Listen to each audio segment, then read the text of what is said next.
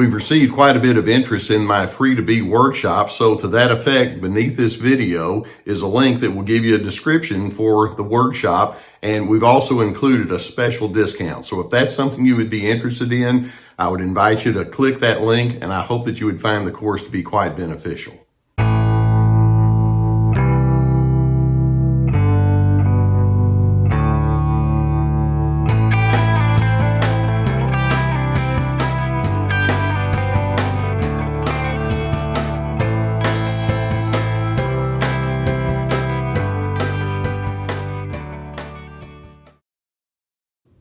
When it comes down to it, people that would come into my office, and the gist of what we would attempt to do as we would walk through the therapeutic process is talk about how to manage conflict. I mean, that's what causes so much of the strain and stress and tension and anxiety that would drive people into the therapy office. And I would be privileged to be able to talk with individuals about that. Now, through the years, I would make a very strong distinction between the concept of self-preservation in those moments of conflict versus just raw selfishness. And there is a very strong difference between the two of them. When we talk about having healthy self-preservation, we're talking about you standing up for legitimate needs or concerns or convictions, and you want to do so in such a way that allows the other individual to be who they are and you respect them. Narcissists, though, don't have that conception whatsoever. They just come at you with raw selfishness. It's like, hey, look, there's me, there's my needs and my preferences, my convictions, and frankly, I don't really care about you.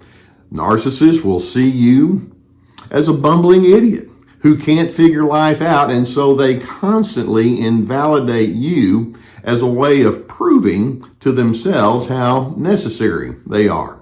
Now, that's not a very bright way to do life, but nonetheless, that's how they're programmed. It's part of the pattern of life that they are stuck in.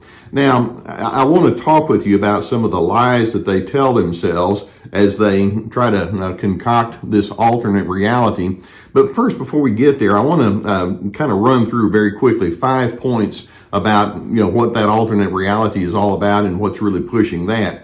First, let's recognize that when narcissists feel the need to have an alternate reality, I'm the best, you're not, I'm the standard bearer, you need my enlightenment. Let's recognize that this is a strong defense mechanism. These individuals are wounded souls. They view other individuals as unreliable, oppositional, or unenlightened, and so they come at you with their shield already up. It's like, I don't know what you're going to bring to me, but I don't think it's going to be very good. And so their defenses are strong and thick and virtually impenetrable, if I can say that correctly. A second thing to understand, and this kind of takes off on that, and that is narcissists with their alternate reality can be steeped in paranoia. They don't trust. It's like, okay, probably today or tomorrow, I'm not sure when, but somewhere along the way, you're going to show me that you're against me. And you're out to make my life miserable, aren't you? And as a result, they read into you all sorts of motives that reinforce that paranoia, even though there's no evidence that would support that. A third part of their alternate reality is that they are driven by pessimism. They can take positive characteristics about the world in front of them or about you and turn it into problems. I mean, a classic illustration might be, they may say something like, well, people like you, but you see, they don't know you like I do. And so they'll just take something good and turn it into something negative. That's their pessimism. They can't just say, good for you. They can't be optimistic regarding you. And then a fourth thing that we're going to say about their alternate reality is they've decided that humiliation and degradation is a real good go-to motivation for you. Think about that now. If I can belittle you enough, if I can tell you how awful you are, then maybe you'll quit being you. And then you can come over here and decide you're going to join my team. That's part of that alternate reality. And then a fifth thing for us to understand about their alternate reality is that these are individuals who don't understand love. They filter their life so much through that pessimism that I mentioned that the kindness and the patience and the goodness and the decency that's part of the pattern of love is just lost on them. Now, having said all of that, along the way, these individuals have developed a self-talk that reflects the pervasiveness of that alternate reality. Or that's a nice way of saying they lie to themselves a lot. And I want to run through multiples of some of the lies that they tell themselves as they concoct their alternate reality, because it has major implications with respect to what they think about you and then how you're going to respond to them. One of the first lies that they'll tell themselves is, hey, look, I just want everyone to be happy, okay? Now, actually, that's not true at all. No, when you say that, what you're really looking for is dominance. You're not looking for other people's happiness. You're trying to figure out how you can be the power broker. And when that happens, you're happy, at least in the moment. But please don't lie to me about that. Another lie that they tell is, if you would be a better person if you would just follow my lead. And my response to that is no. Basically, what you're asking there is for me to become your puppet, or perhaps even your punching bag. I don't think that's a very smart thing to do, and that's simply untrue. It's a lie. Another lie that they tell themselves, and it comes through in their interaction with you, is if I get angry, it's because it's your fault. And my reaction to that is, no, actually, you're a walking time bomb. You just have this chronic tension that's on the inside, and one false move from another person is going to reveal that anger. The anger is already inside of you. It was there before I ever showed up. Be honest about that. And they can't do that. Another lie, and given everything I've already said up to this point, this is an eye roller.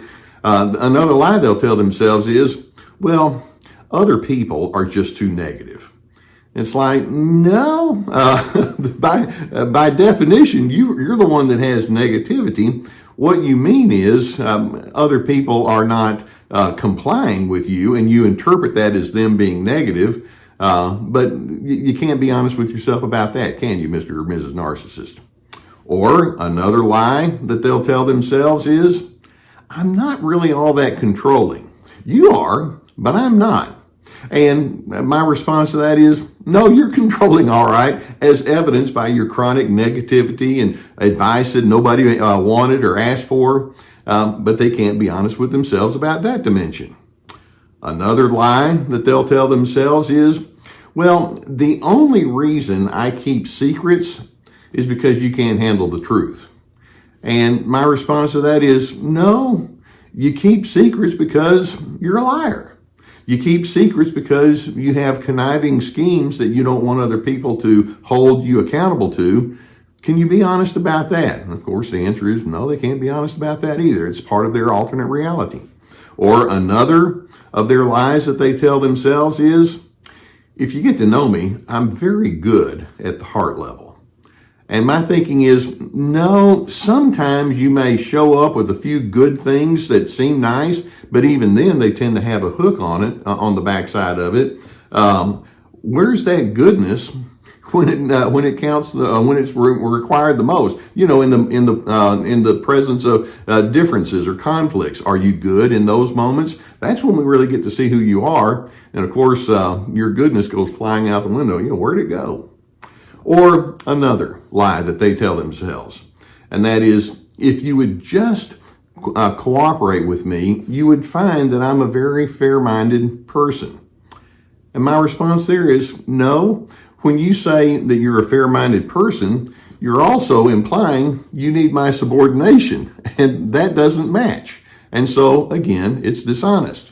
You see, without their ability to love, and without healthy or clean coping skills, narcissists find their own personal meaning by demeaning you.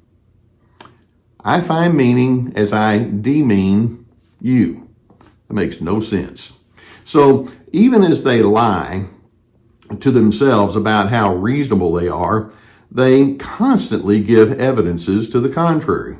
For example, that anger that they carry doesn't say that they're in a very healthy place, or the fact that they go straight into the contempt mode, or they have a long memory about your faults. They are pathologically incapable of empathizing with you. They don't really want to know who you are. All of that implies that pessimism and negativity is on the inside. They're, with all of their lies that they first tell themselves, they are projecting their own unfinished business onto you. Their message when they are in this lying mode, this alternate reality, is, I'm putting you in charge to do whatever is necessary to calm the chaos inside me. Did you hear that? I'm putting you in charge to do whatever is necessary to calm the chaos that is inside of me. That's pretty absurd, isn't it? Now, my response to that is, I'm sorry you're in so much psychological pain, but if you refuse to be honest about who you are, about your real self, I'm very limited in my ability to pull you out of your spin cycle. Now, I hope that videos such as this can give you some good awareness of what you're dealing with respect to what you're dealing with. If you've not already hit that subscribe button, I would encourage you to do so. We're going to keep more coming towards you. I hope that you see there can be a cumulative effect in the education process here. Likewise, when you're dealing with something like this, it could be helpful for you to have a therapist that can help you sift it out. You know, I've been sponsored for years by the people at BetterHelp.com. There's a whole team of licensed professional therapists that are available for you. It's an online therapy service. It's affordable. It's accessible. It's effective. And so please get the assistance that you would need if that's something that would be warranted. In addition, I also have my online courses. It's like signing up for an online class. I put a lot of work into it, and it would require a lot of work out of you. But each course has roughly 25 or more videos, and with each video has written documentation with guided questions. We have Ready, Set, Connect about making healthy connection skills. This is me about establishing boundaries. Free to Be about finding yourself despite those controllers. We also have my webinars, and that's information that's printed in, that's distributed in a very different kind of way, as well as we have my podcasts. We have many articles on our website, like a lot of articles. And in my books, we have plenty of resources for you. Unfortunately, narcissists, when they say you can't handle the truth, are projecting. They can't handle the truth. Their life is built upon alternate reality. I hope that you can see it for what it is, and you can sidestep their invitation to enter into their chaos. And in the process, I'm hoping it frees you to come to terms with your healthy coping skills, your healthy self-preservation. And then in the end, it allows you to find peace that they're not going to be able to find. But I truly hope that you can be a person of peace.